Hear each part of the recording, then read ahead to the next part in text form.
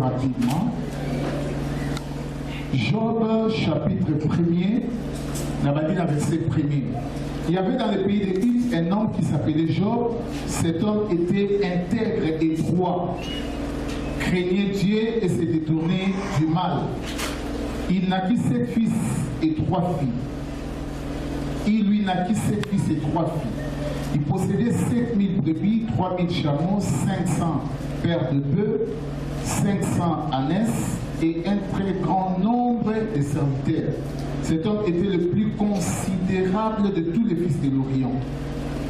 Ses fils allaient les uns chez les autres et donnaient tour à tour un festin, et il invitait les 3 sœurs à manger et à boire avec eux. Quand le jour de festin était passé, Job appelait et sanctifiait ses fils. Puis il s'est levé de bon matin et offrait pour chacun d'eux un holocauste, car Job disait, peut-être mes fils ont-ils péché et ont-ils offensé Dieu dans leur cœur. C'est ainsi que Job avait coutume d'agir. Or, les fils de Job vinrent un jour se présenter devant l'Éternel, et Satan vint aussi au milieu d'eux. L'Éternel dit à Satan, d'où viens-tu? Et Satan répondit à l'Éternel, de parcourir la terre et de m'y promener. L'Éternel dit à Satan, as-tu remarqué mon serviteur Job? Il n'y a personne comme lui sur la terre, car c'est un homme intègre et droit, craignant Dieu et se détournant du mal. Satan répondit à l'Éternel, est-ce d'une manière désintéressée que Job craint Dieu? Ne l'as-tu pas protégé, lui, sa maison et tout ce qui est à lui? Tu as béni l'œuvre de ses mains et ses troupeaux couvrent le pays. Mais étends ta main, touche à tout ce qui lui appartient et je suis sûr qu'il te maudit en face. L'Éternel dit à Satan, voici tout ce qui lui appartient, je te les livre, seulement ne porte pas la main sur lui. Et Satan se retira de devant la face de l'Éternel. Amen. Nous pouvons nous asseoir. Dans la cité de César Moulaï, même, tu as vu l'histoire à Job très bien. Et dans la décision de Total Yango, tu peux comprendre. Avant qu'il n'est un peu plus loin, le terme d'Abisso Oyo, Dieu n'a pas encore dit son dernier mot. Et ça, message est lié dans le moment opportun pour nous encourager le tout le monde. Na évité aux autres que ça va moment nini. Na évité situation na les amis. Na évité batbazo do balmi. Na évité batbazo kansani. Mais là on a dit que nyoso batbakolo bakoko kansa, ils ont une importance capitale. Ce qui est plus important, ils ont une bazo kansa. Livre Job et comment qui pour la retarder question où ils ont la carte c'est-à-dire pour l'année nous moutons juste à souffrir. Pourquoi un juste petit souffrir? Parce que Job n'est total dans le chapitre 1er point que aussi cité parce que tel service au Kazali mouvement très intègre. Avant de marcher dans la carte à droiture. Avant de se détourner dans ma baie. Avant de même pour ça un sacrifice pour la bananaï. Ceux qui ont la fête. Peut-être on va fêter qui la soumoukaï. Donc, il fait des sacrifices pour se sanctifier, pour sanctifier Bananaï. Mais, malheur quand même est comédie. C'est très compliqué. Job Baza, Mouto, que ce n'était pas un personnage réel. Il y a un fictif dans le Mouto existant qui n'était pas. Il y a forme et la souffrance au moins à l'excès. Mais Job, c'est bel et bien un personnage biblique réel parce que Christ a sa addition et le Nouveau Testament que ça est additionnel. Donc, avec un moment très compliqué, très compliqué. On peut à perdre l'union sur le colombo. Alléluia. L'union sur le colombo. Même si on a sur le temps livre au moment où on tourne, en tout cas, tu dois nous dire il faut le péché en gros vivre comme un motif. C'était donc très très compliqué. Très compliqué. Mais comment la détermination ailleurs, nous voyons par la suite comment Nzambe, dans son amour infini, ayebaki ko restaurer. Tolobi boye bato ebele bazo désespéré tant que situation na bango ekomi kobumbela mpe eza kosemble neti sans solution. C'est-à-dire tant amoni likambo de 8 ans mpe akomona neti eza na solution te po bato baye nsima batémoigner mais ye peut-être aya kala aza na témoignage te azomona malgré baoffrande, malgré badîme, malgré basacrifice, malgré bajeûne, baprière, la situation perdure. Alors abandi kosombre na désespoir, abandi kokota na kati ya désespoir. Job tobetala lisolo na ye boye, mais vivre ça ce n'est pas facile. Alléluia. Il y a beaucoup remarqué bato mingi na génération oyo bapesa bana bango babomba ba Job te. Pour éviter que akomandoya Job pe makambo comme la Job esalini ekomeka. Na tant aux ans bato ba kombo ba joyer, ba préfina, voilà ba kombo ba opesa. Mais ba Job en tout cas na vendre na eba Job moko, il fallait que dans l'appareil na il va avec ça maintenant il était pas kenda. Donc à coup là ba problème on dirait de rien. Donc c'est pour dire, mes chers bien-aimés, maman et jeune sœur, que la situation où nous est perdue là, la situation où nous sommes semblable aux la solution et plongée dans la désespoir. Tout le monde peut parler sur toi et ta situation négativement. Comme vous trouvez des solutions dans le mot. Et ça va passer par spécialiste, et ça va passer par mytho bénémis. Cela veut dire quoi? Au moins, ça va maladie, mais pour qu'il n'y ait pas de spécialiste, il va tellement dire que avec l'histoire, tu comprends. Parmi nous, on va intervenir, l'ennemi va récupérer pour critiquer. Toi, on va spécialiste, l'ennemi va intervenir en ta faveur ou contre toi pour dire que peut-être que c'est fini, mais il a rassuré au cœur. Tant que Dieu n'a pas encore dit son dernier mot, c'est encore possible. Est-ce que vous avez la même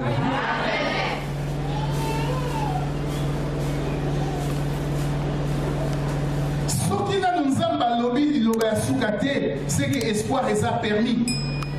Car seul Dieu n'est pas capable d'accomplir.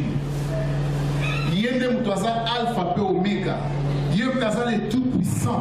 Il y a maître et à temps et à circonstances. Donc, tant qu'il y a un lobité, que c'est encore possible. Alors, question mon nez de tous les moisali, n'est-ce pas que vous avez que nous avons un lobby de la situation là. C'est ça le problème. Comment tu peux savoir que Makambo n'a pas c'est pas encore la fin? Makambo n'a pas toujours pour croire. Parce qu'il y a des gens qui se pendent. Et ça va mis pour Maka. À mêler poison, toi, à midi, à Koufi, pour moi, que c'est fini. Mais yo, dans ma situation, ça n'a pas maladie, la stérilité, la célibat, la humiliation, ce qui a ni. N'est-ce pas que Dieu n'a pas encore dit son dernier mot? Là, on a un message. Premièrement, nous avons expliqué les thèmes. Ensuite, nous avons révélé sur comment savoir que Dieu n'a pas encore dit son dernier mot. Et afin, nous avons développé 4 vérités essentielles sur la bonté divine. Très rapidement, parce que ça programme la prière. Donc, au-delà de la terre, il faut absolument que nous puissions prier et puis nous prier pour les cas désespérés. Alléluia. Parce que nous dit par exemple, il y a la Bible de autres Samela, à Sandé et Mokolobi, développer. Oh, pas de salaté, ma médecin va pour salaté, ma spécialiste va faire ses pronostics négatifs, mais il y a un spécialiste et un spécialiste à beaucoup d'approches sur les situations. Alors, quand nous avons que Dieu n'a pas encore dit son dernier mot, en fait, cette explication à terme, les derniers mots, et ça, la conclusion. Ce babi, les derniers mots, ça va faire verdict. Et ça, le la conclusion. C'est-à-dire que tant que nous avons un lobby, nous avons c'est ça les derniers mots. C'est le mot qui vient après tous les autres mots. Et ça, le mot aussi, il va placer un mot, nous avons placer à ça. Donc, ils ont conclusion. Ils ont dossier, ils ont conclu. Ils ont dossier, ils ont clos. Mathieu peut dire point, peut tourner page, va classer dossier. Nous avons bien à la dernière mot. Alors, nous avons été colba. Nous avons été colba que Nzambe n'a pas lobby mon aya soukati.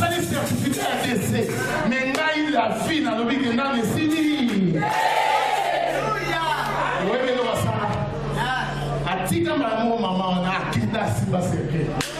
Ayi que si maman zo les lazas zo bazo batale les pour moi la kufu. Donc meilleure façon de péquisa les a aussi pour moi. Mais alors rapidement na moi. Mais alors rapidement na miracle. Mais alors rapidement na discipline. Mais alors rapidement na gloire. Et l'autre est l'Isaïo. Zamba zo l'Isaïo. Et l'autre est tout l'Isaïo. Zamba zo tout l'Isaïo. Et l'autre est tout ça qui m'était. Zamba zo contre la solo.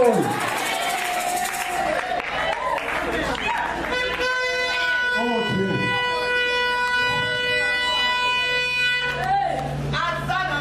Azaf le mana pour moi. Azaf le mana pour moi. Et tu remets ton abord dans la pile de Dieu.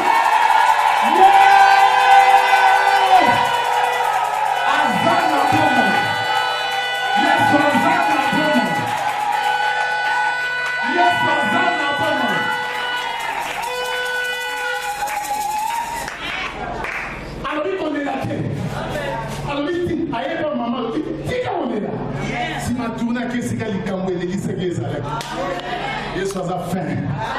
On a demandé les seuls qui deviennent ce qu'il a créé.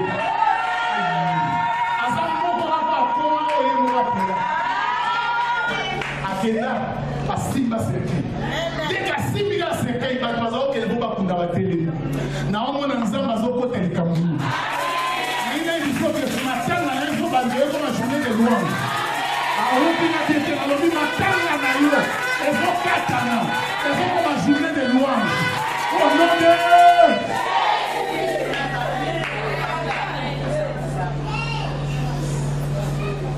ne pleure pas. Maman a dit, à Kassimi, c'est que il y a des gens qui m'ont dit, mais tant qu'Assimi, il y a des gens qui m'ont dit. Et nous, on a dit que fini ça, ma boue, on va tenir pour l'autre.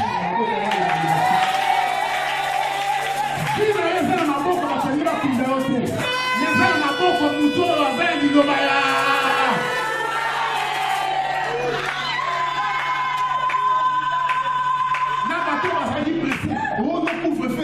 Il faut donc qu'on ait avant. Oh, Mikolo, et ça, coronavirus, il faut. Du coup, nous allons se laver sur bien. Côté les mains. Nous avons un bateau, nous sommes en train de la ville, nous bateau les mains. Nous n'avons pas bougé à la société. Dans le monde, nous bateau les mains. Parce que la société va te voir. Parce que la société va faire la ligne. Parce que la côté les mains. Faut y aller, ça côté la vie. À tout le monde, alors oui, je nomme, je te l'ai dit. Jeune homme, je te l'ai dit, lève-toi. Quand il y a nos bagages, mais change. Quand il y a nos bagages, donner change. Il y a un temps où Job n'a pas la tête de Job. Quand Job a vécu le bagages, dans Job 19, 25 à l'objet. Je sais. Alléluia. Je sais que mon rédempteur est vivant. Et il s'élèvera. Je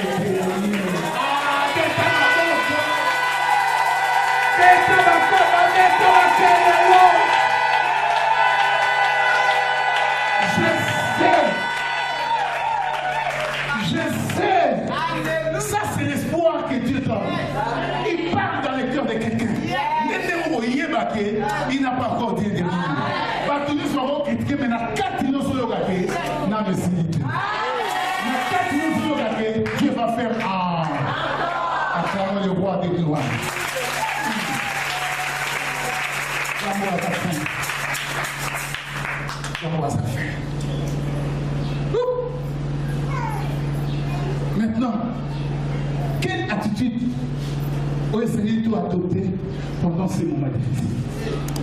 Attitude, parce que le vrai problème, c'est l'attitude. Nous devons l'obéir.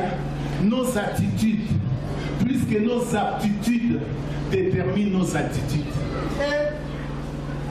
Nos attitudes, plus que nos aptitudes, déterminent nos attitudes. Cela veut dire attitude montée aux ossoirs. Et ça plus fonction attitude que aptitude. C'est-à-dire, moi, j'ai ma casse, mais si on a attitude, il y a bien. Au monde, il y a le roi de la foi, Et n'a terre Lion ça le roi de la foi. Oui, pourquoi Dieu n'a expliqué? Les autres que Lion ça le plus fort à l'animal en cité. Ça plus rapide que Lion. Nambang, Guépard c'est l'animal le plus rapide. Namakasi c'est l'ours. Namunene c'est l'éléphant. Namulaï c'est la girafe. Mais là on est ça là qui Lion comme un Mukonzabania. Et ça parce que ça a une attitude. Lion a Guépard, atamoni éléphant, atamoni girafe, atamoni ours, à mon agar zabidé. Na odi aïe. Attitude nega à mon amourné de mon agar zabidé rabo. Na odi. Ah, tokolia bango. Na odi que tokolia bango. Au nom de attitude wana. De ça que Dieu a les rois des animaux. Défense situation nous atamoni nzoku tala monene. Abia weza provision. Weza bidé. Azoba monene. Attitude et on peut sur attitude. Alors, nous avons attitude fausse. Mais avant de faire attitude fausse pour la situation difficile, d'abord il faut voir que la situation difficile est dans deux causes. Cause à l'émotion, cause à ma somme, on a eu beaucoup de la situation dit. Pardon, vos Argentines, les Argentines. Il y a une réaction. David, que ma somme, nous pouvons continuer à moment dit difficile. On est d'autres questions. Il y a mis balai, épreuve, il y a un exemple, mais on continue à moment dit difficile. Il y a deux causes principales. Et on continue à la situation difficile. Tes propres péchés et les épreuves de Dieu. Pour avoir péché, solution à mon côté, c'est la réponse. Comme nous avons produit. Si vous remarquez que dans la situation pour étamboler les habiletés, solution à débat imposé ma boue. Solution à mi qui dit ça qui reçoit c'est un mais ce qui est allé, la situation difficile est à cause de l'épreuve où ils ont école ensemble. Alors, là, il faut maintenant. Ce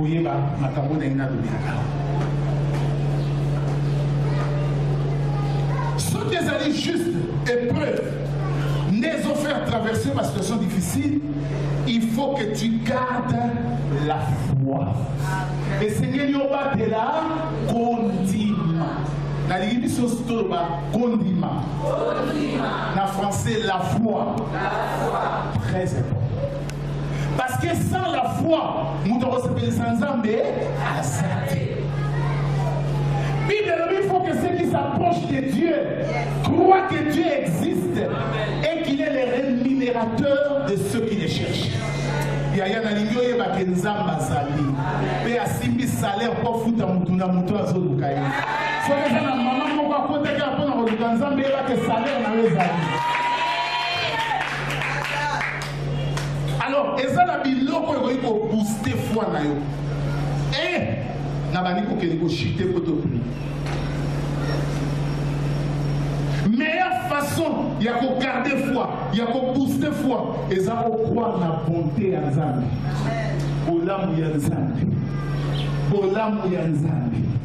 La bonté de Dieu.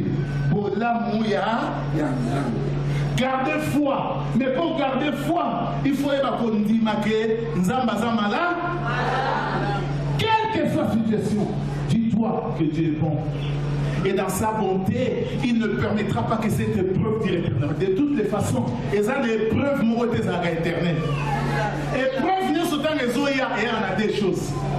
Date nango, il y a création, il y a un moment où il est bandit, na date nango vous a périmé. Il y a soupe.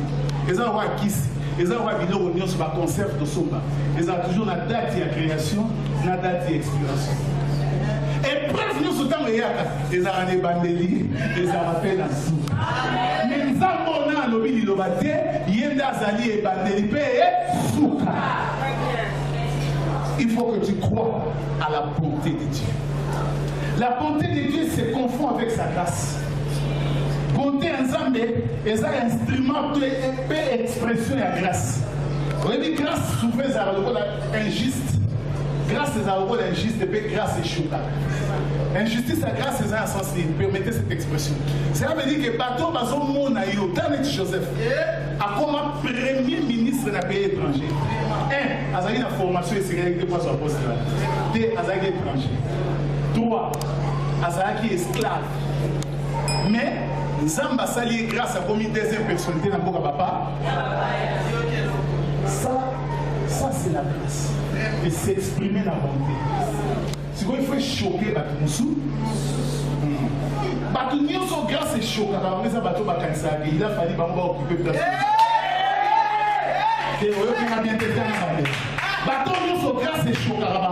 Et ça bateau Bandimate et yo militaire. De toute façon, la grâce est à le côté des mérites. D'abord, la grâce va définir comme étant une faveur imméritée. Laissez-le qu'on mérite. Mais aux yeux amour. Le gars va au taco. Il n'y a pas de première là. Il y aura pas de tour. À vous de mériter. À ça vous n'avez jamais mérité. À ça vous n'avez pas forcé. À ça vous n'avez ligne au plus. Mais ma ligne aux amis. Au coup de la. Qu'est-ce que ma maman qu'on a bâti le soir?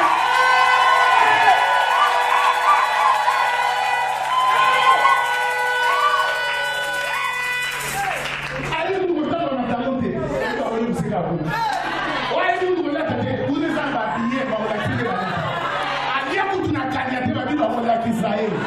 Donc, bateau de ce façon, il m'a et ça va choqué par la grâce. Il y a longtemps, enfant prodigue, la somme n'a pas papa. Il y a un azio qui musique les bêtes.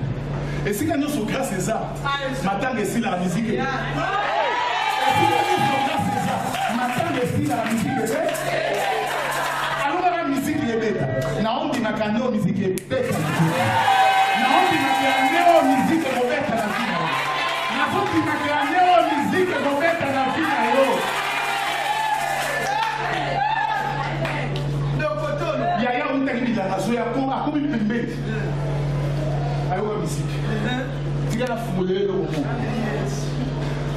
Grâce à ça, ça va faire tout, va faire sa invitation. Essayez de vous donner la foi. Il y a un temps qui m'a dit Zamba. Il n'y a pas été dans ce m'a fait que ça. Zamba aussi prendre le bateau. Aïe, aïe, aïe, aïe, aïe, aïe, aïe, aïe. Ya, ya, ya, ya, ya, ya. Améoyo. Zamba aussi prendre le bateau de l'eau. Nous allons commencer là-haut. Batimaki. Il va y avoir un coup de pied à la fille. Mais la musique va être musique. La musique va être Atelemi. On dit quand il y a ça, on va dire, on va éviter. Les qui n'aillent pas. Ouais, à Kendara. Aïe, aïe, aïe, aïe, aïe, aïe, aïe. Aïe, aïe, aïe, aïe, aïe, aïe. Les qui n'aillent pas à Kendara, on a sali. Il y a mon papa n'aillent. Le rôle a monnaie na bonne santé, a promis un gombe à bafou. Et le rôle est autant de ce qu'il y a aux Zingolou, autant de zambés à Bomoyou, au bout d'un gombe à bafou. Il y a comme choqué. Il y a un prophétisé. Il y a un prophétisant. Il y a un prophète. Il y a un docteur. Il y a un prophète. Il y a un prophétisé. Prophétiser que grâce aux hommes dans un salaire et que choquer par tes bénis. N'abandonnez grâce aux hommes dans un salaire et que bête ça va te mêler ma barre matato.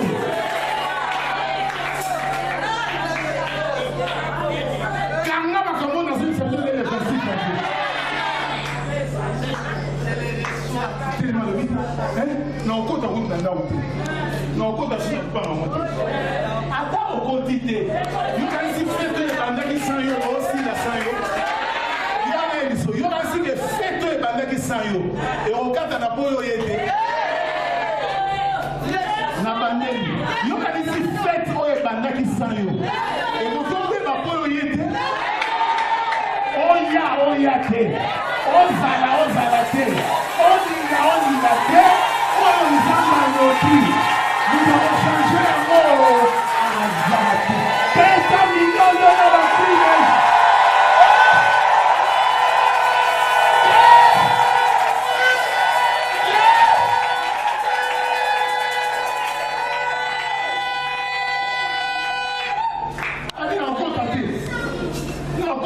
aza choqué. Le bas a choqué.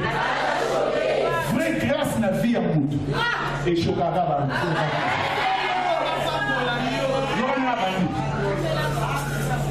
Ngakutu. Abandonne ça mérite. On a dit que grâce c'est la mérite. Ngakutu. Banana au sa et là. Nangout na buga mupeko na hote. Ngakutu. Nangout au soir tani maman auto pesa na ya maninga nanga. Na okodate. A éviter que grâce et vendre à l'école ya mérite. Mais grâce et j'aurais mis si c'est l'école à monter à monter à PCA. Nous avons prié na papa lelo. Nzamba balolelo ngine na ngambu na yo. Apesa yo ngolu na ye. Asala yo grâce na ye. Apesa yo bonté na ye. Au nom de quatre choses. Cet esprit tikana silisa ko ndeni ozo sangaka. Tikana silisa. Quatre choses. Oyo le Seigneur il doit comprendre quatre vérités, il doit comprendre sur la bonté qui est l'expression de la grâce. Premièrement, c'est que la bonté de Dieu n'est pas limitée dans l'espace.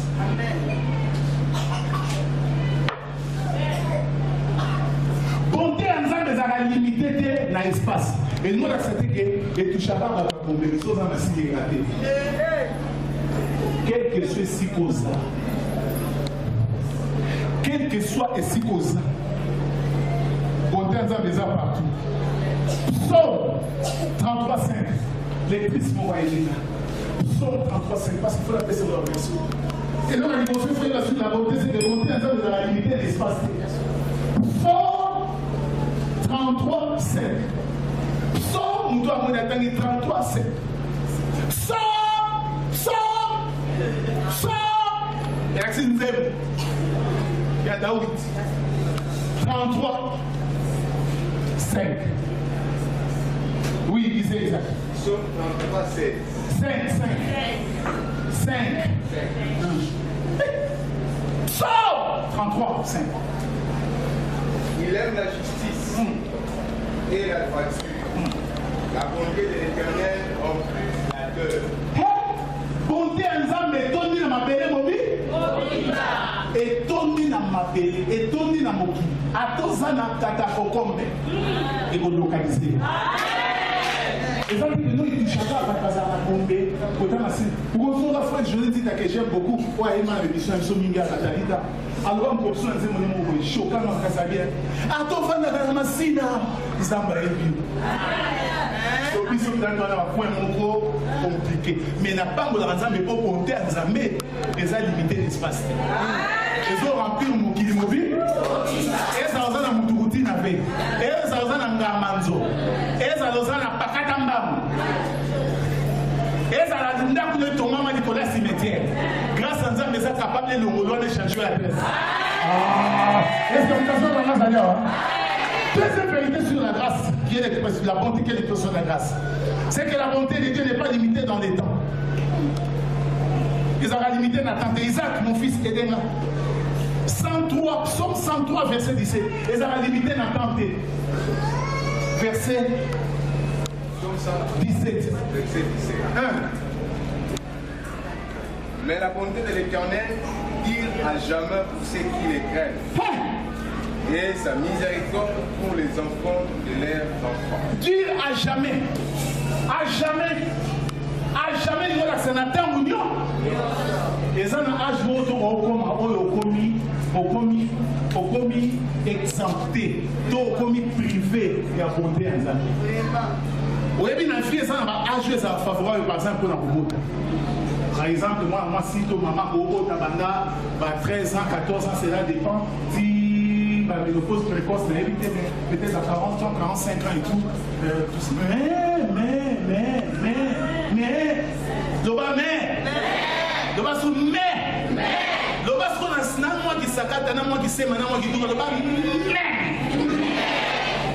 Mais grâce à Nzambe, on peut ça moins na âge ya kukoko. Pour les limiter la dame. Donc grâce à Nzambe, même à exception. Yosa exception. Na liyo tala ne wa pe le ba ni mo na exception. bato nyonso bakoko sambwa mengate. Loba bato nyonso bakoko lela menga na tika koseka. Ndemozo lobe sala mela yo kaka bongo. Omode grâce ya Nzambe. Oye s'exprimer la bonté. Les arabes limités na tenté. 3. La bonté de Dieu n'est pas limitée dans sa grandeur. Psaume 33, 20. Psaume, non, 31, 20. Psaume 31, 20. La bonté de l'Éternel n'est pas limitée dans sa grandeur. Landa. Psaume 31, 20.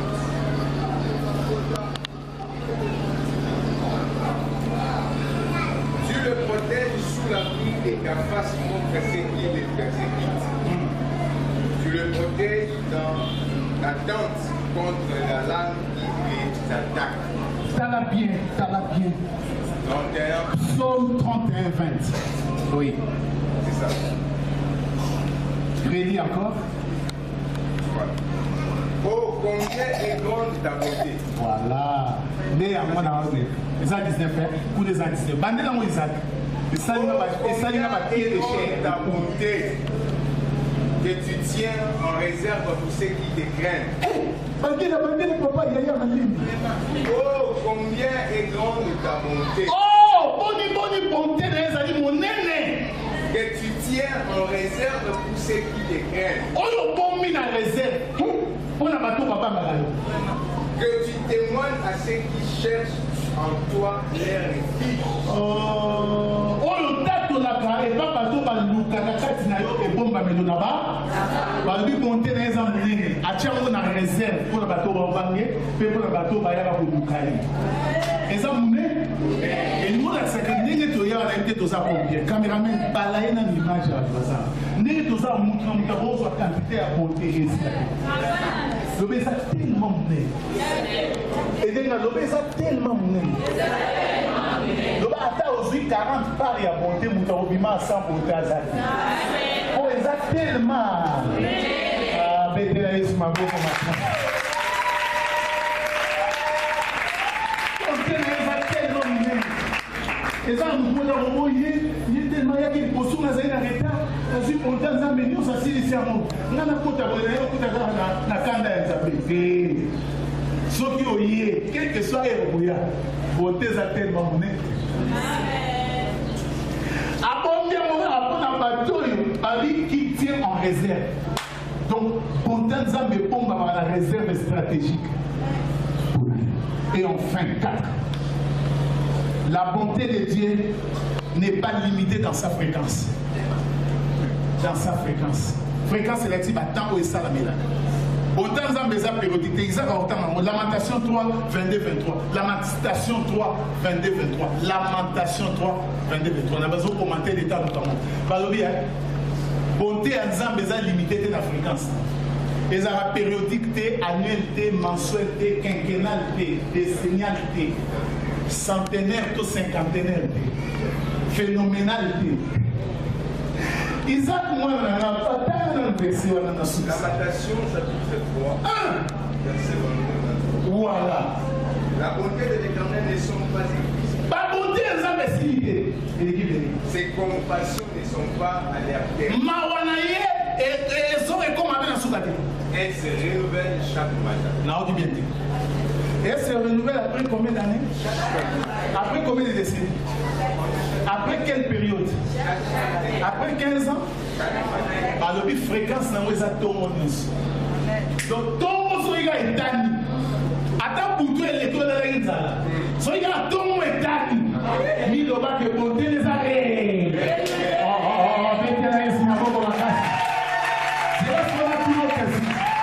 Est-ce que si on a tout le monde après-midi? Alors, ceux qui comptent ensemble, ça va renouveler chaque matin. Pour la journée, le 26 janvier 2021, premier mardi spécial. Et ça déjà renouvelé, tout est posé à la renouveler.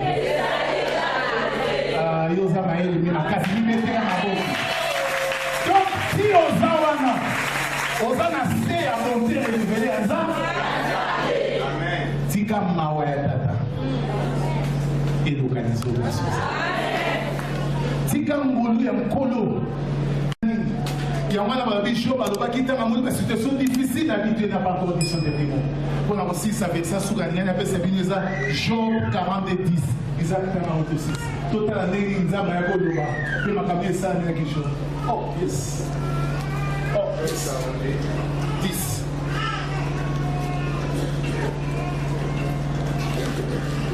Oh, yes.